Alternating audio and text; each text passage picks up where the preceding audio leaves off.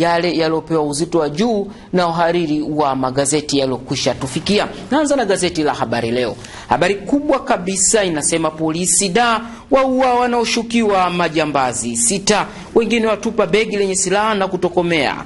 Watoto wauana Handeni wakichezea gobori. Waziri mkuu amtumbua mkurugenzi wa maji Lindi. Pichani kaimu kamanda wa polisi kanda maalum ya Dar es Salaam Lucas Mkondia akizungumza na waandishi wa habari jijini Dar es Salaam jana kuhusu matukio mbalimbali ya uhalifu, likiwemo la wizi wa vifaa vya shirika la umeme Tanzania TANESCO wenye thamani ya shilingi milioni 61 katika eneo la Salasala wilayani Kinondoni. Picha na Yusuf Badi.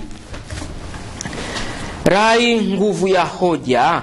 Mkurugenzi bandari amtaja muizi wa makontena. Mkurugenzi wa mamlaka ya bandari nchini TPA Mhandisi Deodatus Kakoko amedai kuwa kampuni ya PMM Estates 2001 Limited inashiriki katika vitendo visivyofaa vya kuficha makontena.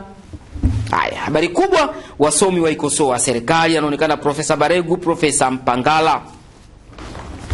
Mtanzania fikra ya kinifu linaandika katika alama zile pale, Scorpioni asomewa shtaka jipya kortini, na hapa anaonekana akitoka chini ya ulinzi akisindikizwa na polisi kuingia katika chumba cha mahakama ya wilaya ya Dar es Salaam. Upande wa pili, mwanafunzi Panya Road kiwa alozindukia mochwari. Zanzibar Leo. Dr. Shein anasema serikali inajiweza, asema inakusanya vyema mapato, ataka wataalamu wazalendo watumiwe, wakazi Jang'ombe mbaroni kwa ulawiti. Biashara binadamu utumwa mambo leo ni kauli yake waziri wa mambo ya nje na ushirikiano wa Afrika Mashariki. Jambo Leo, sauti ya jamii inaandika ni kuhusiana na mgogoro. Seif amburuta msajili wa vyama kortini. Apinga kumtambua Lipumba mwenyekiti kafu.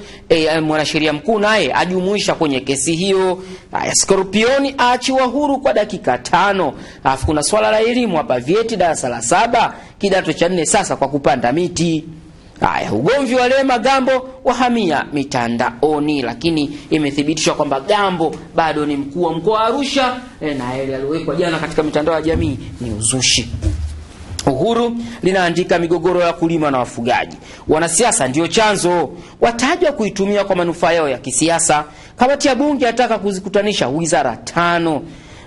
Kuelekea mwaka mmoja JPM, faida za kubana matumizi hizi hapa zimeandikwa ukurasa wa 2 wa gazeti hilo. Scorpioni asomewa upya mashtaka, DPP alimwachia huru, polisi wakamkamata.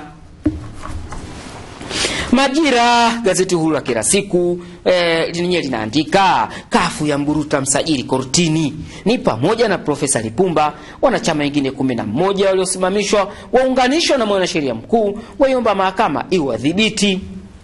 Scorpion sasa mambo magumu mahakamani.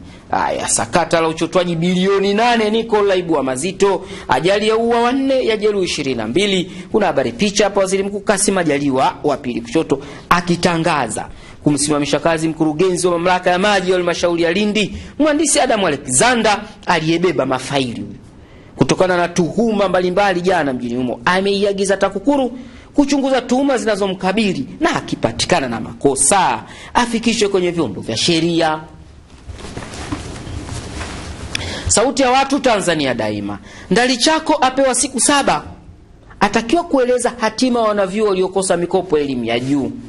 Muswada sheria ya habari waipasua kamati ya bunge. Hii inatuhusu, hii kamati ya bunge ya huduma za jamii jana iligawanyika katika kikao chake cha kupokea maoni ya wadau wa habari kuhusu mchakato wa utunzi wa sheria ya huduma za habari ya mwaka 2016, huku wadau wakiomba kuongezewa muda mjadala kabla sheria husika kupitishwa na bunge.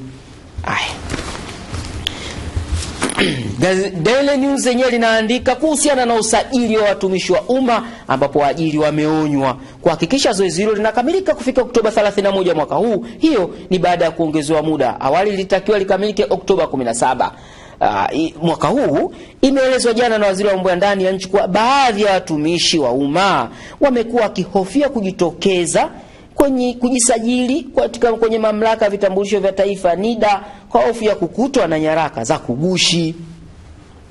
pata nakala yako usome kwa undani zaidi. Mimi nimekupa tu kidogo kwa muhtasari. Haya, kamati ya bunge hiyo ya katiba, sheria na utawala imekataa mapendekezo ya kufanyia marekebisho sheria ya leseni za uchukuzi ya mwaka 1973 kufikia faini ya kwa 500% kwa watakaokiuka masharti ya leseni hiyo. Dr. Shein ashauri kutumika wataalamu wazalendo badala ya kutumia wataalamu wa kigeni. Ushauri huo ameutoa kwa Wizara ya Elimu na Mafunzo ya Ufundi. Twende michezo na tunaanza Daily News hilo.